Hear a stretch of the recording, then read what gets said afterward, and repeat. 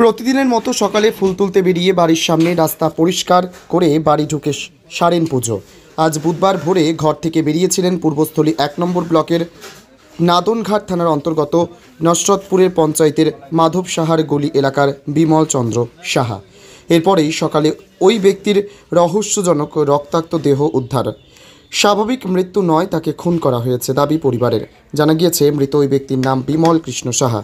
তার বাড়ি স্থানীয় এলাকাতেই জানা গিয়েছে।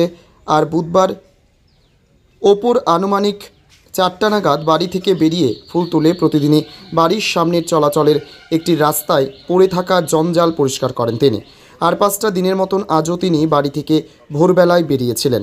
প্রতিবেশীরা তার স্ত্রীকে সকালে খবর দেয় রক্তাক্ত অবস্থায় পড়ে রয়েছে বিমলবাবু। মাথার পেছনে আঘাতের চিহ্ন, পরনে থাকা গামছাও খোলা।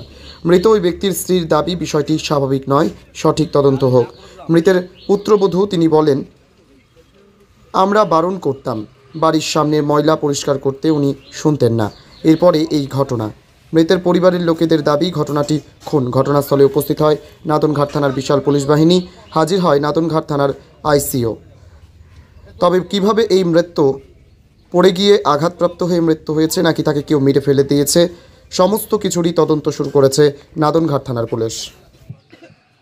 ভোরবেলা উঠে নিয়ে ঠাকুর পুজোর ফুল তুলে নিয়ে উনি ঘরে আসে। এসে নিয়ে উনি আবার গামছা কি ধুতি পরে নিয়ে আবার বাইরে আমার ওই বাড়ির রাস্তার মধ্যে সবাই নোংরা ফেলে, সেই রাস্তা পরিষ্কার করতে গেছে। ওই বাড়ির সামনে নোংরা ফেলে? হ্যাঁ, আমার রাস্তা ঢোকার রাস্তাটা যে ওই রাস্তার মধ্যে নোংরা ফেলে সবাই, সেই নোংরাগুলো পরিষ্কার করতে গেছে। উনি নিজেই পরিষ্কার করে, কাউকে বলে না পরিষ্কার করতে, কারোর সঙ্গে কোনো কথাও বলে না উনি। তারপর এবার পরিষ্কার করে, প্রায় দিনই পরিষ্কার করে উনি। এতদিন কিছু হয়নি, আজকেই এই ঘটনাটা ঘটে গেল। এই ঘটনা ঘটলো যে ওনাকে মার্ডার করা হয়েছে।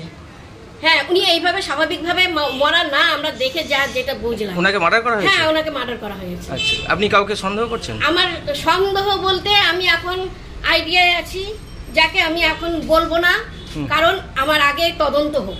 আচ্ছা, হ্যাঁ, তদন্ততে কি বলে আমি সেটা দেখবো, তারপরে আমি বলবো। কি চাইছেন এখন? আমি এর বিচার চাইছি।